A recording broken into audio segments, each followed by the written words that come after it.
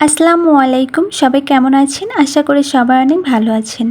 আজকে আমি রান্না করব গ্রাম বাংলার খুব জনপ্রিয় খাবার আলু পটল দিয়ে রুই মাছের ঝোল। কিভাবে আমি রান্না করেছি সেই পুরো রেসিপিটা শেয়ার করব। চলুন তাহলে শুরু করা যাক রেসিপিটা। এখানে আমি 4 পিস মাছ নিয়েছি। মাছগুলো আমি খুব ভালো করে ধুয়ে পরিষ্কার করে নিয়েছি। এখন আমি মাছগুলো ভেজে নেব। তার জন্য মাছগুলো হলুদ ও লবণ দিয়ে খুব ভালো করে মেখে নিব। হাত দিয়ে খুব ভালো করে মেখে নেব। আমার মেখে নেওয়া হয়ে গেছে। এখন একটি প্যান বসিয়ে দিব চুলায়। পরিমাণ মতো তেল দিয়ে মাছের পিসগুলো একটা একটা করে দিয়ে দিব। এভাবে করে এক পাশে কিছু সময় রেখে দিব।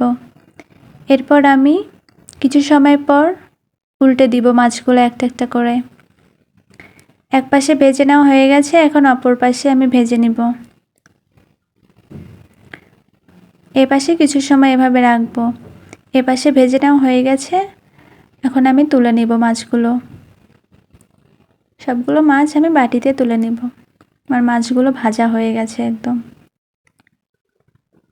এই তো আমার মাছগুলো একদম ভাজা হয়ে গেছে। এখন আমি এর মধ্যে কেটে রাখা আলু ও পটলগুলো দিয়ে দিব। দিয়ে এর মধ্যে আমি হলুদ ও লবণ দিয়ে দেব পরিমাণ মতো। দিয়ে কিছু সময় আমি ভেজে নিব। ভালো করে নেড়ে চেড়ে ভেজে নিব। আমি 10 মিনিটের মতো এভাবে ভেজে নিব আলু পটলগুলো। এভাবে ভেজে রান্না করলে খুব টেস্টি হবে তরকারিটা। ভাজা হয়ে গেছে, এখন আমি একটা বাটিতে তুলে নিব। এই তো আমার তুলে নেওয়া হয়ে গেছে। প্যানে আমি আরও পরিমাণ মতো তেল দিয়ে এখানে পেঁয়াজ বাটা, আদা বাটা ও জিরা বাটা দিয়ে দিব। এখন বাটা মশলাগুলো তেলে খুব ভালো করে ভেজে নিব, যেন কাঁচা গন্ধটা না থাকে। এখন এর মধ্যে 2টা কাঁচামরিচ কেটে দিব। দিয়ে একটু সময় ভেজে নিব। এখন এখানে আস্তে আস্তে গুঁড়া মশলাগুলো দিয়ে দিব। এখানে লবণ, ধনিয়া গুঁড়া, হলুদ গুঁড়া ও লাল মরিচের গুঁড়া পরিমাণ মতো দিয়ে দিব। দিয়ে কিছু সময় এভাবে নেড়ে মশলাগুলো কষিয়ে নিব। খুব ভালো করে মশলাগুলো কষিয়ে নিতে হবে একটু সময় নিয়ে।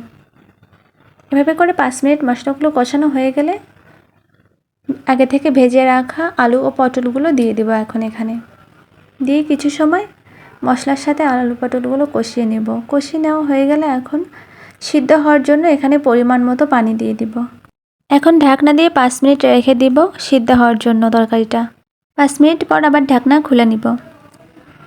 এই পর্যায়ে তরকারিটা দেখতে পাচ্ছি অনেক তেল ভেসে উঠেছে। তরকারিটা সুন্দরভাবে কষানো হয়েছে। এখন এই পর্যায়ে আমি ঝোল দিয়ে দিব পরিমাণ মতো।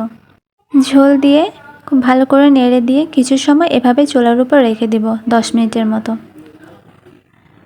10 মিনিট পর দেখতে পাচ্ছি তরকারিতে বলক এসে গেছে। এখন এখানে ভেজে রাখা মাছগুলো একটা একটা করে দিয়ে দিব। মাছগুলো দিয়ে ঝোলের সাথে মাছগুলো একটু উল্টে পাল্টে দিব, যেন মাছের মধ্যে মশলাগুলো খুব ভালোভাবে যায়। এখন এভাবে আরও কিছু সময় চুলার উপর রেখে দিব। এই পর্যায়ে আমি তরকারিতে ভাজা জিরা গুঁড়া দিয়ে দিব। ভাজা জিরা গুঁড়া দিলে তরকারির ফ্লেভারটা খুব ভালো আসে। ঝোলটা প্রায় শুকিয়ে আসছে, তরকারিটা হয়ে গেছে প্রায়, আর কিছু সময় রাখলেই হয়ে যায়। এই পর্যায়ে আমার তরকারিটা একদম হয়ে গেছে। এখন আমি তরকারিটা নামিয়ে নিব। আমার আজকের রেসিপিটা ভালো লাগলে আমার পেজটি সবাই ফলো দিয়ে রাখবেন, সেই সঙ্গে লাইক কমেন্ট দিয়ে আমার পেজের সঙ্গেই থাকবেন। সবাই ভালো থাকবেন। আল্লাহ হাফেজ।